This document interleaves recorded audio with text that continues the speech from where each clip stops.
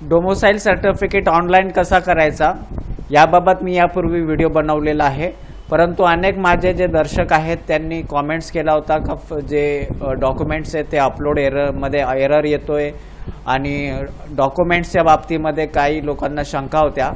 तर यामुळे मी आता नवीन प्रोसेस जी 2020ची प्रोसेस आहे त्याच्यामध्ये डॉक्युमेंटेशन आणि फाईल कशी अपलोड करायची, काय त्याची फाईलची साईज काय याबाबत सर्वच्या बाबतीमध्ये मी आज इथं स्पष्ट करणार आहे। तर नमस्कार मित्रांनो, मी फिरदौस शेख डिजिटल बनव यूट्यूब चॅनलमध्ये आपले स्वागत आहे।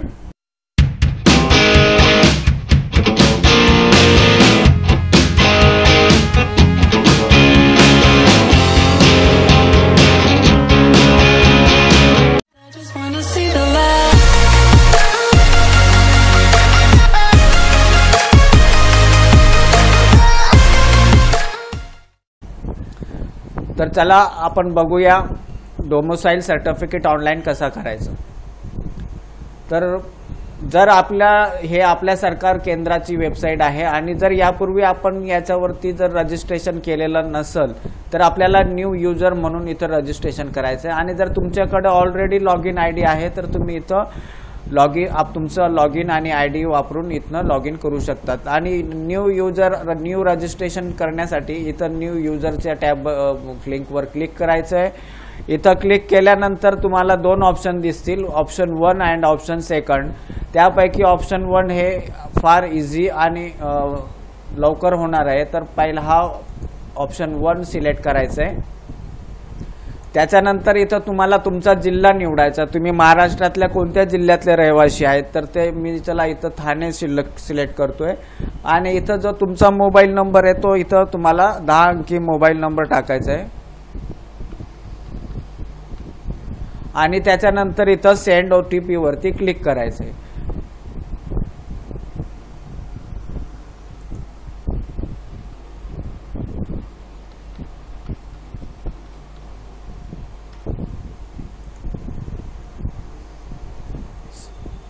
सेंड OTP वरती क्लिक केल्यानंतर मग तुम्हाला जो तुमच्या मोबाईल वरती OTP येईल आणि इथं बघा तुम्हाला युजर नेम तुम्हाला बनवायचा आहे, तुमच्या पसंतीचा युजर नेम बनवायचा आहे। तर चला मी इथं माझ्या पसंतीचा युजर नेम बनवतोय आणि ते युजर नेम अवेलेबल आहे की नाही तर याच्या इथं चेक युजर नेम अवेलेबिलिटी, तर you can use this user name okay करायचं आहे। त्याच्यानंतर तुम्हाला इथं तुमच्या पसंतीचा पासवर्ड टाकायचा आहे। तर इथं पासवर्डमध्ये न्यूमरिकल व्हॅल्यू एक पाहिजे, अल्फाबेटिक पाहिजे, एक कॅपिटल लेटर, एक स्मॉल लेटर, त्याच्यानंतर एक तुम्हाला स्पेशल कॅरेक्टर असे असलेला संयुक्तिक एक पासवर्ड निर्माण करायचा आहे। जसा pass@123 किंवा pass@ जे काय तुम्हाला म्हणजे किंवा काही लोक पासवर्ड त्यांचं नाव आणि @ त्यांचा जो बर्थ इयर आहे तो करतात, तर त्याप्रमाणे तुम्ही इथं पासवर्ड निर्माण करायचा आहे। आणि जो निर्माण केलेला पासवर्ड तुमच्या पसंतीचा आहे तोच इथं कन्फर्म पासवर्डमध्ये टाईप करायचा आहे। आणि त्याच्यानंतर इथं तुमचं नाव जो आहे फुल नेम तो करायचा आहे आणि टॅब द्यायचा। तर टॅब दिल्यानंतर तो ऑटो मराठीमध्ये जाईल। इथं डेट ऑफ बर्थ टाकायची आहे आणि त्याच्यानंतर आय ॲक्सेप्ट वर क्लिक करून रजिस्टर्ड इयर क्लिक करायचं आहे। तुमचं ज्यावेळेस रजिस्ट्रेशन झालं का तुम्ही ते लॉग इनसाठी तयार झालात। तर चला माझ्याकडे ऑलरेडी युजर आय डी आहे तर मी ते लॉग इन करतोय।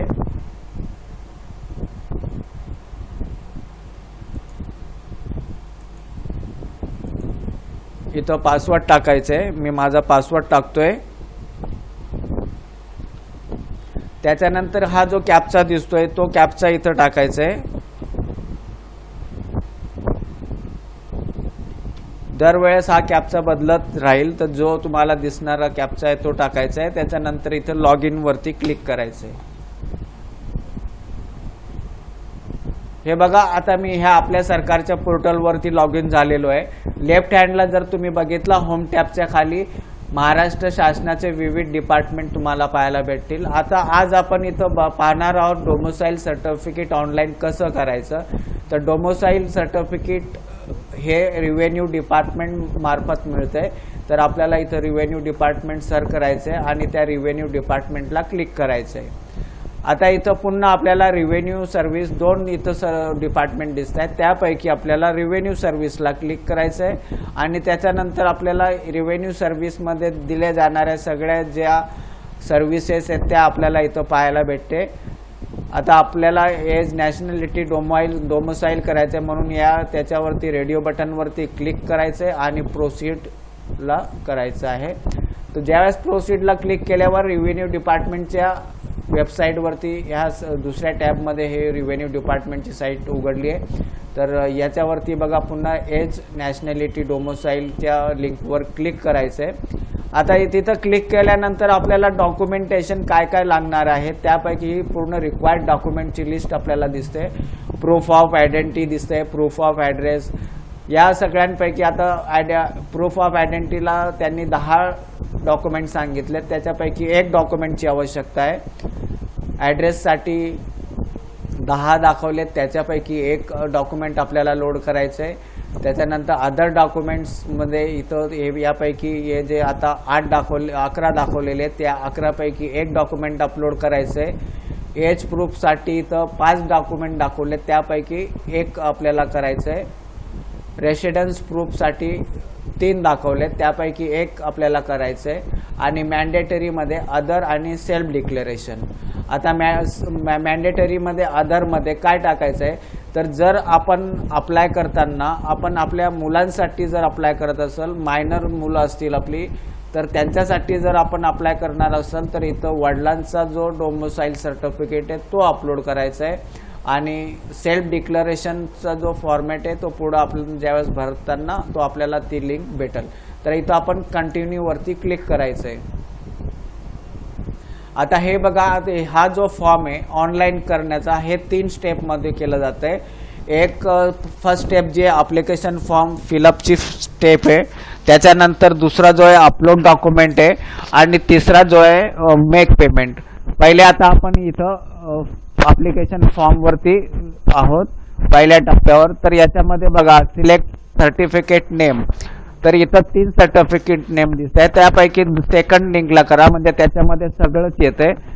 Certificate of age, nationality and domicile. तर जनरली हे सेकंड वाला जो ऑप्शन आहे तो आपण सिलेक्ट करायचा आहे. आता आपण रजिस्ट्रेशन करताना ज्या नावाने आपण रजिस्ट्रेशन केलेला तर तो इथं आपल्याला पाहायला भेटेल. इथं त्याच्यानंतर सॅल्युटेशन्स आपल्याला टाकायचं आहे. मिस्टर, मिसेस काय जे काय असेल ते आपल्याला इथं टाकायचं आहे. त्याच्यानंतर फादरचं नाव इथं टाकायचं आहे.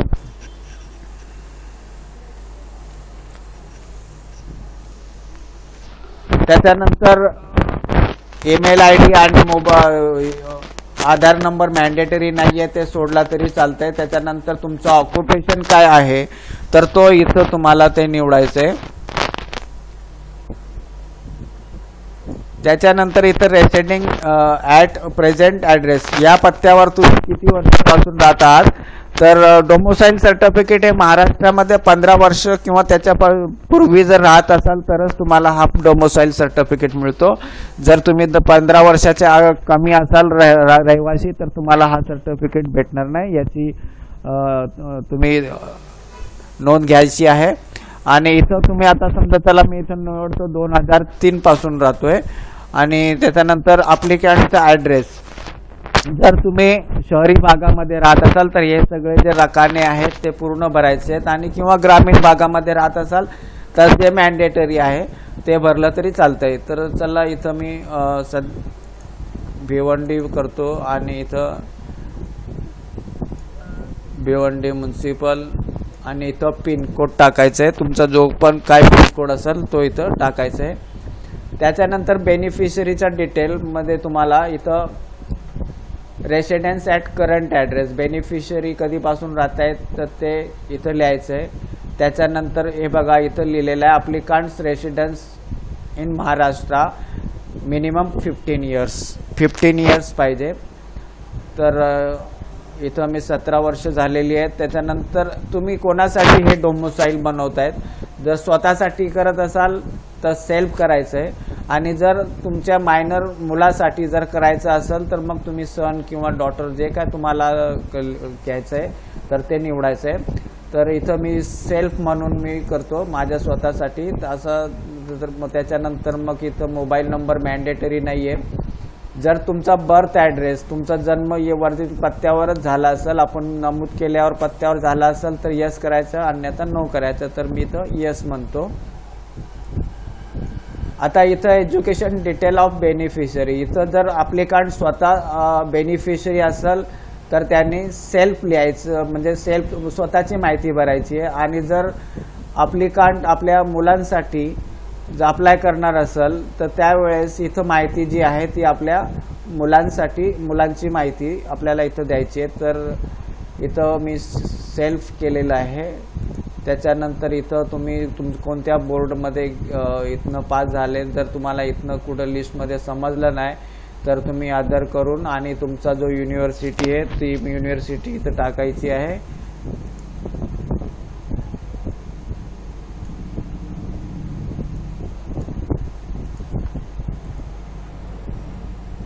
आणि तुम्ही ॲडमिशन कधी घेतले आणि कधी पासआउट झाला त्याच्या बाबतीत ही सगळी माहिती इथं तुम्हाला लिहायची आहे. इन्स्टिट्यूट डिटेल, इथं मग तुम्हाला जे काय तुमचा इन्स्टिट्यूट आहे त्याची माहिती इथं द्यायची आहे आणि इथं ॲडवरती क्लिक करायचं आहे. त्याच्यानंतर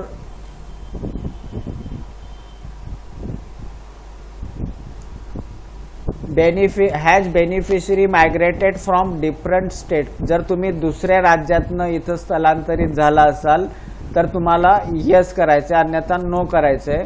आणि इथं एक लक्षात ठेवा, जर तुम्ही महाराष्ट्रात 15 वर्षापासून जर राहत असाल आणि तुमचा जर बर्थ सर्टिफिकेट जर महाराष्ट्राचा असेल तर तुम्हाला जास्त डॉक्युमेंटची आवश्यकता नाही. परंतु जर तुमचा जन्म आउट ऑफ स्टेट झालेला आहे तर तुम्हाला सलग 15 वर्षाचे जे पुरावे आहेत ते तुम्हाला सबमिट करायचे आहेत.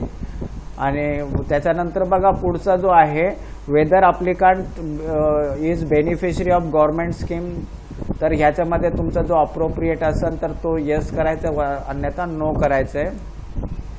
आता सर्टिफिकेट, हे तुम्हाला सर्टिफिकेट कशासाठी पाहिजे, तर तुम्ही इथं जर स्वतःसाठी घेणार असाल आणि त्याचा रिझन काय असाल, समजा रिक्षा बॅचसाठी किंवा तुम्हाला जर तुमच्या मुलांच्या शिक्षणासाठी घ्यायचं असेल तर तो तुम्हाला इथं रिझन लिहायचा. तर इथं चला मी इथं एज्युकेशन म्हणून लिहितो आणि त्याच्यानंतर इथं आय ॲग्री वरती, आय ॲक्सेप्ट वरती क्लिक करायचं आहे आणि सेव्ह वरती क्लिक करायचं आहे. तर बघा इथं आपल्याला पॉपअप दिसेल, ह्या स्टेप नंतर प्रमाणपत्रामधील कुठलीही माहिती दुरुस्त होणार नाही याची नोंद घ्यावी. तरी कृपया प्रमाणपत्रातील माहिती पुनश्च पडताळणी करून सर्व दुरुस्ती आत्ताच करून घेणे. तर याच्यामध्ये जी तुम्ही माहिती दिली ती बरोबर आहे की नाही ही खात्री तुम्हाला करायची आहे. आणि जर ओके असेल तर त्यावेळेस तुम्हाला पुन्हा एकदा इथं सेव्ह वरती क्लिक करायचं आहे.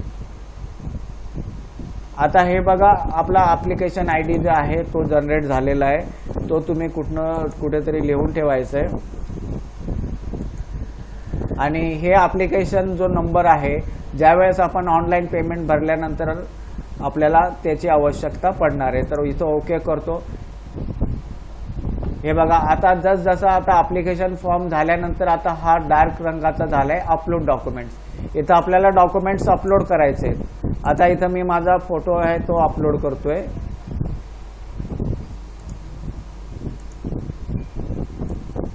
त्याच्यानंतर हे बघा प्रूफ ऑफ आयडेंटिटीसाठी इथं 10 डॉक्युमेंट आहेत. तर त्यामधला मी इथं आधार कार्ड सिलेक्ट करतो आणि याला 2 आहेत. एक तर तुमच्या कॉम्प्युटरला फाईल सेव्ह असेल तर अपलोड फाईल म्हणून सांगा, किंवा तुमच्या डिजिलॉकरमध्ये डॉक्युमेंट सेव्ह असतील तर ते डिजिलॉकरमधनं पण फेच करता येते. तर माझ्या कॉम्प्युटरमध्ये ऑलरेडी आहे तर मी इथं आधार कार्ड सिलेक्ट करतो. त्याच्यानंतर प्रूफ ऑफ ॲड्रेसमध्ये माझ्याकडं रॅशन कार्ड आहे तर मी ते रॅशन कार्ड अपलोड करतो.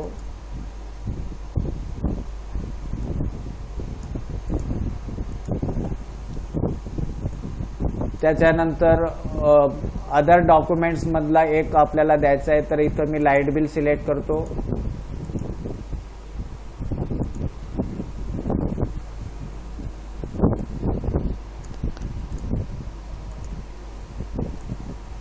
एज प्रूफ मध्ये बघा तुम्हाला बोनाफाईड सर्टिफिकेट किंवा शाळेचा LC, फादरचा डोमोसाईल, तर याच्यामधला तुम्हाला कोणताही एक करायचा आहे. तर चला मी माझं LC इथं अपलोड करतोय.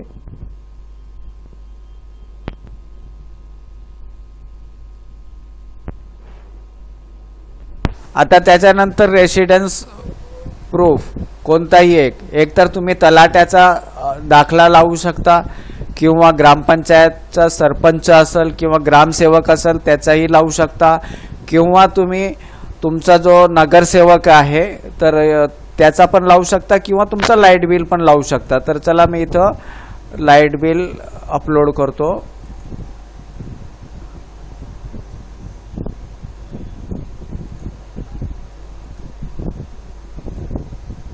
त्याच्यानंतर हे बघा मॅन्डेटरी डॉक्युमेंट्स. हे आता जे मॅन्डेटरी डॉक्युमेंट्समध्ये आधार आणि सेल्फ डिक्लरेशन.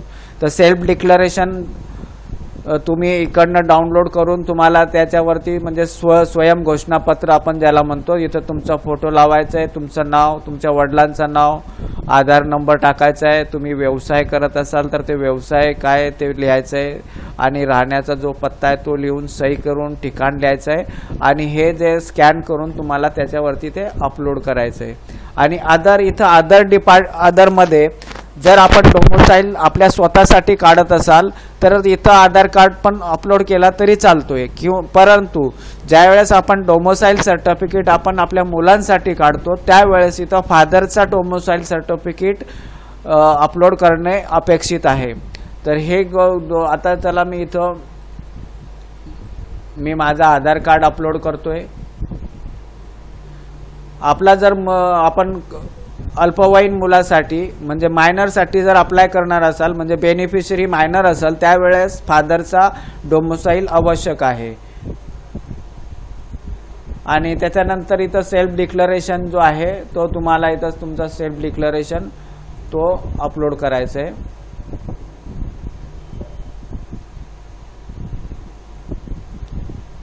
याच्यात एक लक्ष असू द्या, तुमची जी फोटोची साईज आहे ही फोटो जो आहे बघा 200 पिक्सल बाय 160 पिक्सल, म्हणजे विड्थ 160 आणि हाईट 200 पिक्सलची असायला पाहिजे.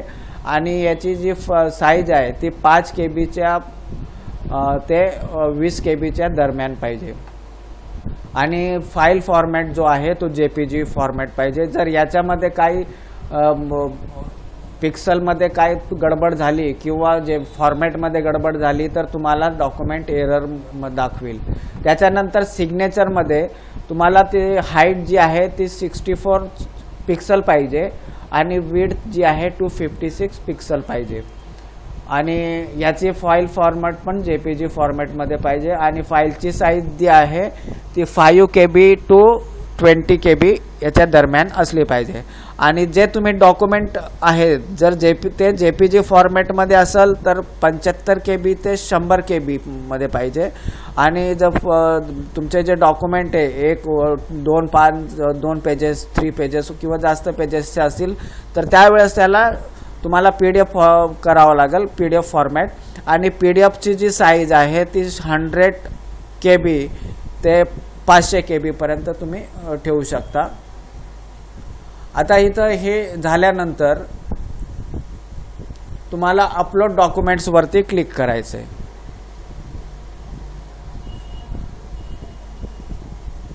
आता हे बघा डॉक्युमेंट सेव्ह सक्सेसफुली. आता आपण येणार आहोत ह्या 3ऱ्या नंबरच्या, म्हणजे हे बघा आता हे याचा कलर चेंज झालाय, मेक पेमेंट.